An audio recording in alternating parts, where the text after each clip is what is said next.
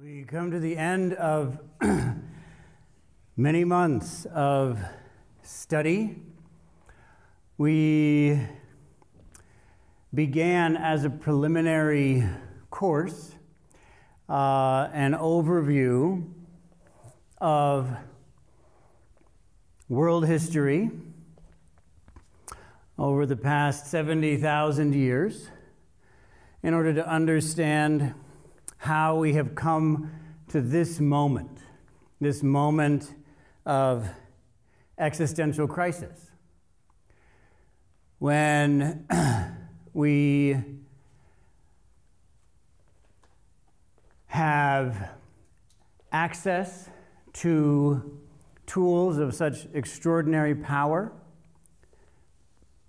functioning according to exponential growth. In particular, tools which augment our intelligence. We saw how that intelligence has grown bit by bit, starting with what we sometimes refer to as the cognitive revolution, which probably coincided exactly with the beginning of the thing which we now call religion. We don't know, of course, which caused which. It's possible that they caused each other, but it is possible that religion caused the cognitive revolution. May have happened in the other direction. In any case, what we saw with that was that spirituality blossomed, and two things happened simultaneously. One, which is somewhat rare, but nonetheless highly significant, is that some people became extremely trustworthy.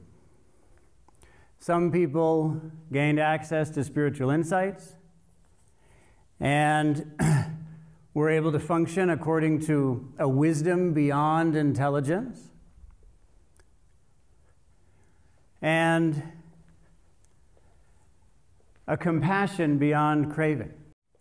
So we became capable of breaking free of intelligence and craving, and in so doing became some people, a few people, I admit, but some became the most trustworthy living things on the planet. Finally able to function according to something beyond sanskaras, beyond self-replication through intelligent algorithms, from everything from memes to genes, able to break free of all of that and become trustworthy in that way, and also become trustworthy by not being motivated by craving. You had a few people here and there who had a vision, got free, and made a new kind of possibility for this planet we hadn't seen for 4 billion years. However, we also saw that mostly what happened was not that. Mostly what happened is that human beings, by sharing this collective intelligence based in stories and narratives, based on some very small change in our hardware, in our brains, nervous systems or something, we don't know what. Based in that, while it's true that we did a few things better, some of us became selfless and wise, mostly human beings became the most destructive force this planet has ever seen, destroying life at a scale unknown outside of just a few extinction events. And so within 70,000 years, we came to the agricultural revolution, absolutely decimating life on the planet. We then in just a few thousand years after that, came to the Industrial Revolution, which, as I've said, is more, I would say it's more like a financial revolution that enabled the industrial and scientific revolutions. So we had this financial revolution, or industrial, scientific, however you want to put it, revolution, utterly decimating the life on the planet that remained.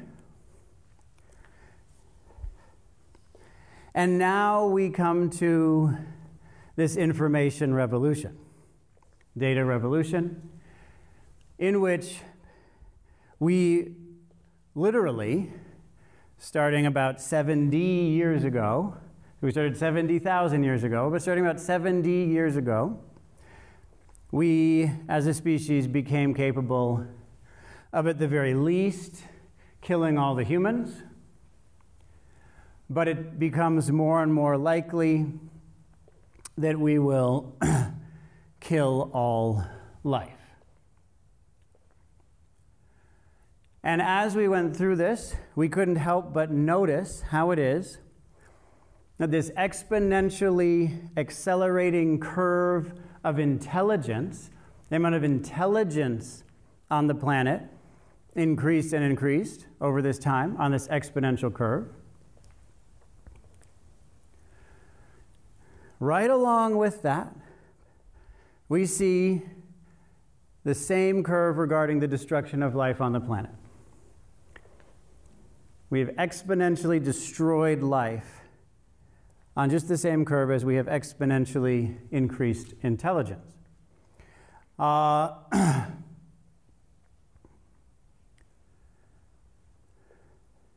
perhaps these are the two most consistent themes of human history. But in any case, since then, we have seen, just in the past 70 years, we've seen us kill most of the animals on the planet. So 70 years ago, there were twice as many wild animals on this planet as there are now. That's the rate of destruction of life that we are facing right now. And we have to face that this intelligence, this craving, while it has certainly hosted, we humans have been its best host up until now. With the cognitive revolution, we became a very good host for this force.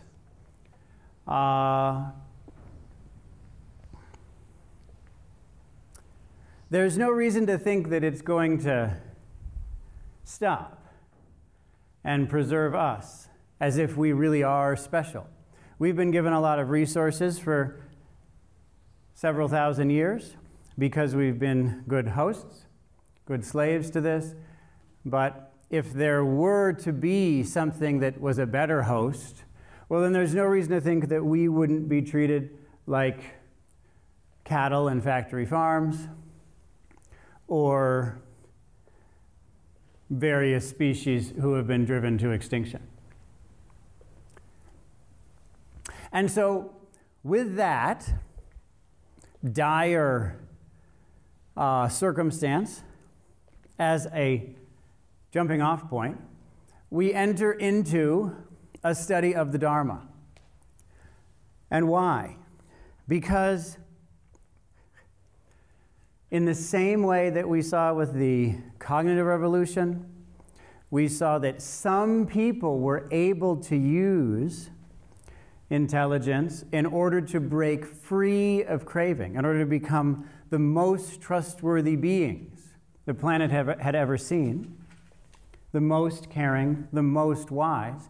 In just the same way, when we look at the agricultural revolution, we see that the Buddha came forth and taught the Dharma and was even more effective at producing trustworthy, wise, caring people who had gone beyond intelligence, delusion, insanity, beyond craving and clinging and selfishness. And those people found ways to have an impact on the societies that they lived in order to promote good for all beings. We see that the Buddha was able to create an entire community, a sangha, a professional class, whose job was to study the Dharma, become trustworthy, become wise, compassionate, and show people how to develop a society in accord with those qualities.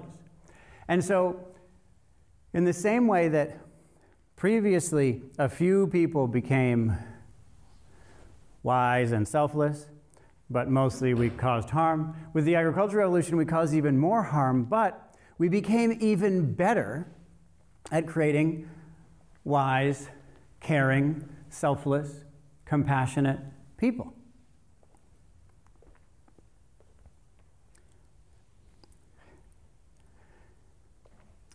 So now, as we enter into this next intelligence revolution,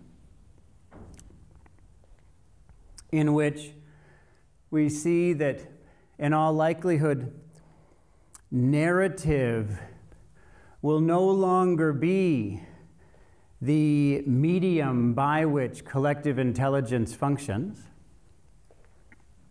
and instead algorithms will become the medium by which collective intelligence functions, that we need to know exactly how to bring the Dharma, these methods to make people and even other beings trustworthy, wise, caring.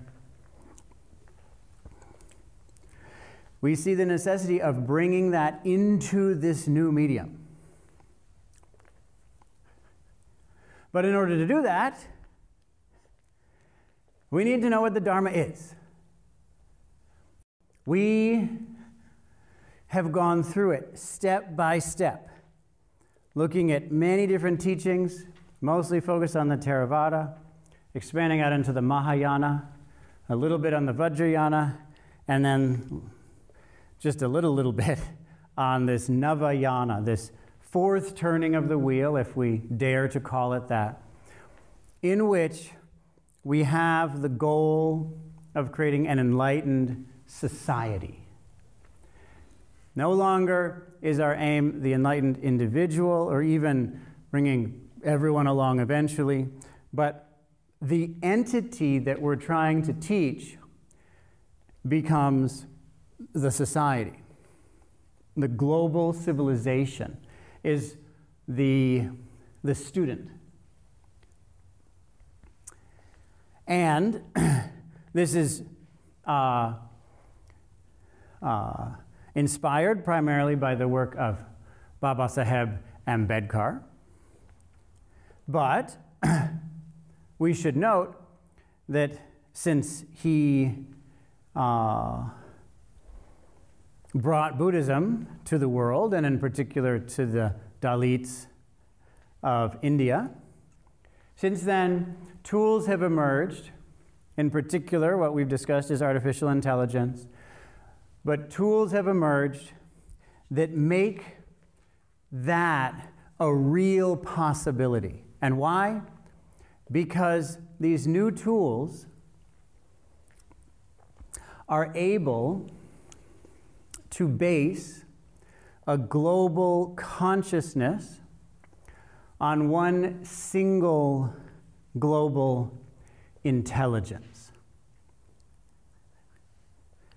This artificial intelligence, quote, artificial intelligence, which, as you know, I claim is actually the fourth version. It's AI version 4 through human history. This is the fourth type of artificial intelligence. And it, for the first time, due to a lot of glass and metal and plastic strewn about the planet, with some software code mixed in, suddenly makes it possible for this internet, which is what I'm referring to as plastic and glass and metal strewn about the planet with some code mixed in, this internet to create an intelligence mediated primarily by algorithms on which a global consciousness can alight. And that consciousness is just our consciousness. And the algorithms that work are the ones that encourage us to give it as much of our consciousness, our attention, our life energy as possible. And in the past few years, even more so, a few months, we've seen an incredible increase in the amount of attention given to this, even though some of us have been warning about this for many years.